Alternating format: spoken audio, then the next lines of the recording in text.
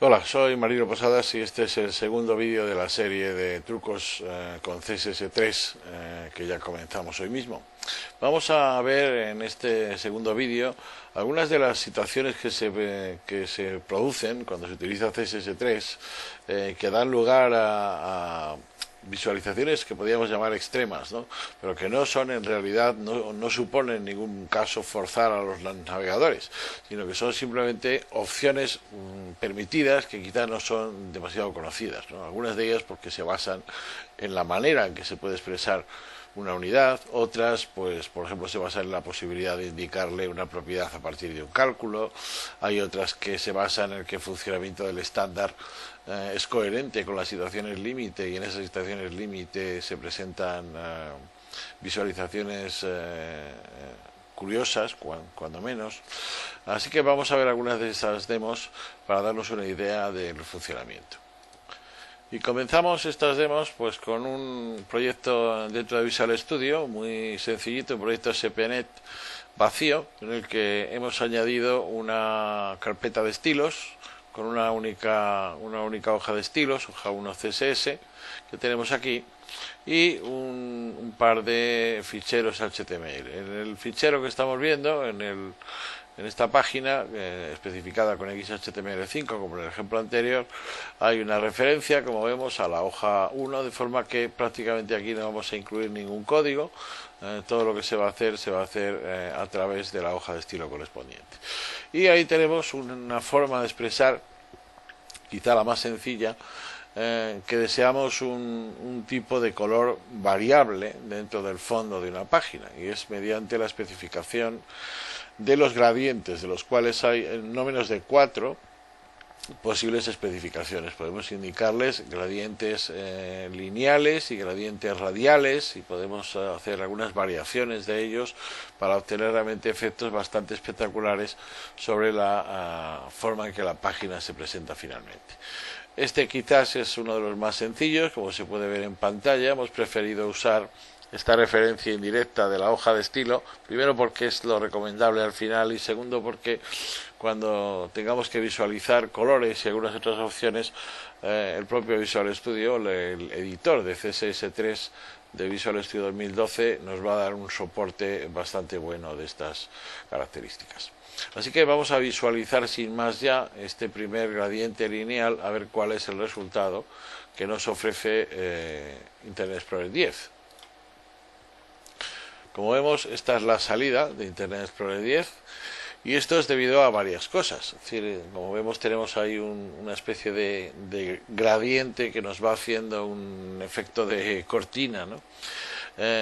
Literalmente es lo que le hemos indicado, es decir, él va a tomar un tamaño inicial predeterminado, en este caso es el tamaño justo de la caja definida por el elemento div que hemos ubicado ahí con un texto, y repite ese mismo patrón tanto como sea necesario. Es decir, tanto si hago más grande, más pequeño, o más estrecho, más ancho en navegador, no hay por supuesto ninguna variación. Bien, no obstante, esa es solo una de las primeras opciones que podemos tomar, y podemos darnos cuenta de cómo cambiaría ese mismo fondo si decidimos modificar algo la estructura del propio documento. Para ello, lo que nos basta es con modificar algunas de las características del elemento fundamental sobre el cual se basa la construcción del patrón de repetición que está usando. Por ejemplo, si nos volvemos a nuestra hoja de estilo y decimos que ese div va a tener una determinada altura o una determinada anchura, especialmente en este caso una determinada altura, ya que el gradiente comienza en la parte superior, vamos a ver cómo realmente el patrón cambia considerablemente. Si por ejemplo lo decimos aquí, que este div va a tener una altura de línea de 200 píxeles, vamos a apreciar en la salida cómo efectivamente el cambio es bastante considerable, y esa degradación, ese gradiente que va desde el rojo al azul, bastante más apreciable que lo que sucedía en un principio, ¿no? Otra opción interesante que tenemos, que disponemos para trabajar con ella, es indicarle no solo los colores, que estos son unos valores absolutos, sino los porcentajes que queremos utilizar respecto a cada una de las unidades que él está utilizando en la definición. Por ejemplo, podríamos querer decirle que el rojo le concedemos un 25%, mientras al azul le concedemos un 75%. Si eso es así, como vemos en la salida, hay una modificación. Efectivamente, el rojo solo está durante una zona mucho más pequeña, solo se muestra en una zona mucho más pequeña, y empieza su modificación, su degradación hacia el color azul a partir de ese 25% que le hemos indicado en la especificación de la regla. Debemos tener en cuenta que ese valor de verticalidad que está adoptando de forma predeterminada es debido a que no hemos incluido como el primero de los parámetros que se puede indicar en un gradiente lineal, que sería justamente el ángulo que toma, de forma que si ponemos un ángulo de 0, y no hace falta en este caso indicarle la unidad, como vamos a ver, la salida es realmente idéntica a la anterior, no debe de haber ninguna modificación. Bueno, si le indicamos 0 y por supuesto la unidad. Esto es una característica requerida en Internet Explorer 10.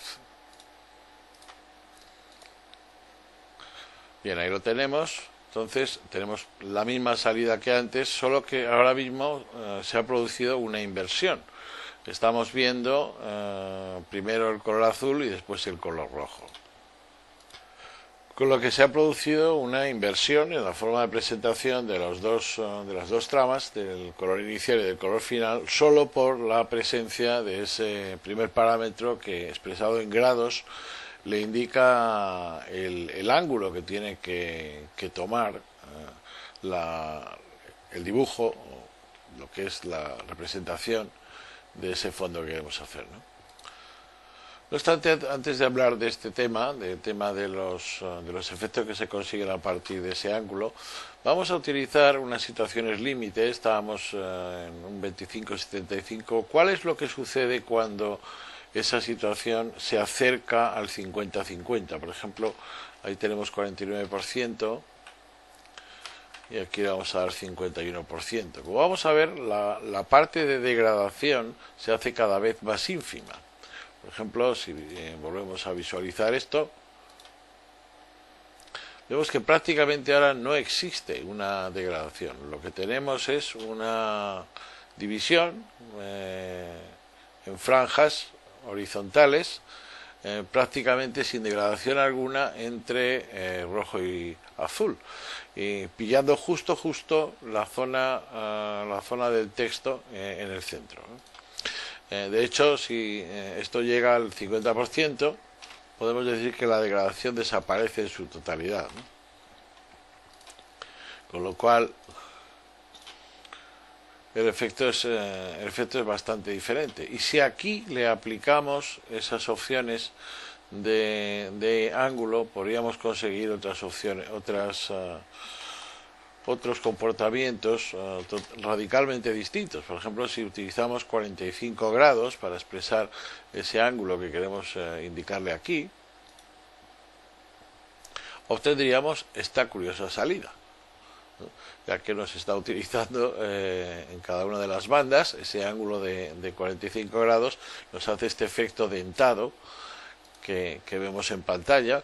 Y recordemos también que es posible indicar valores negativos. Eso en principio no hay ningún problema, la especificación es bastante clara respecto a eso, con lo cual obtendríamos, como era de esperar, un efecto dentado, pero en sentido contrario, y además habiendo cambiado el orden de los colores, o aparentemente habiendo cambiado el orden de los colores. Realmente lo que se ha cambiado es la división entre una zona y otra, ¿no? Pero digamos que ahora predomina por la izquierda el azul y por la derecha el rojo, ¿no?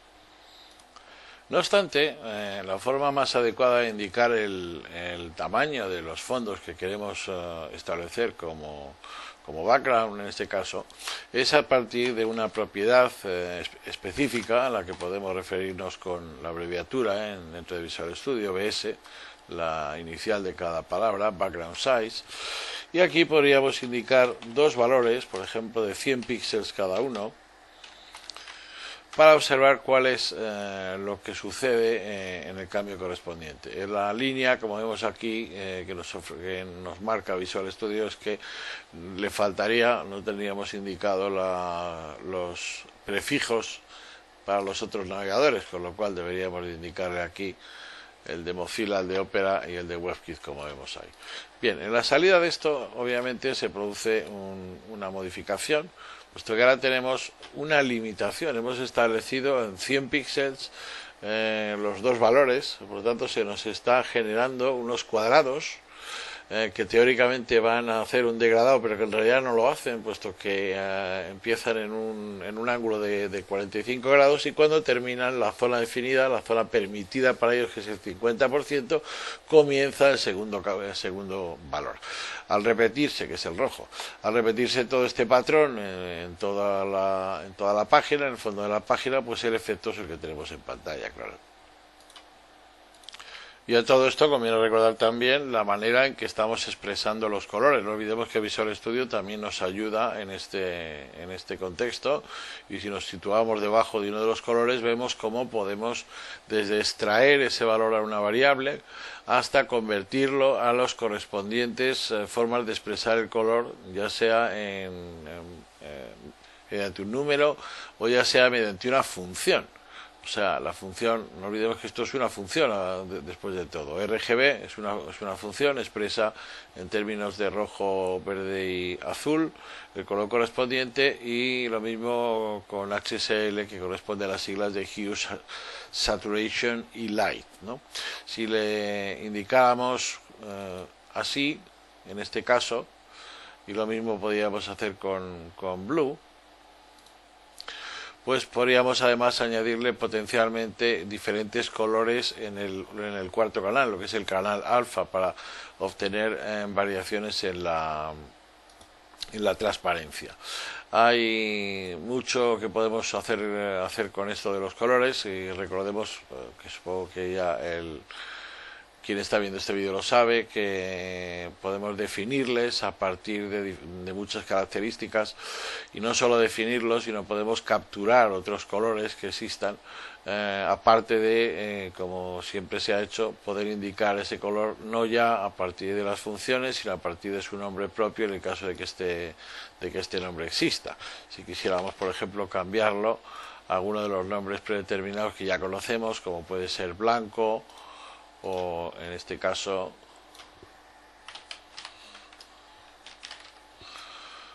violeta, pues efectivamente ahí tenemos esa salida.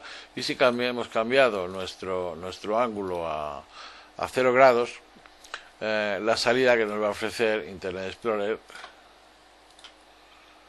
sería algo así, ya que estamos indicando esos 0 grados están indicando horizontalidad, y si utilizamos 90 grados en este parámetro,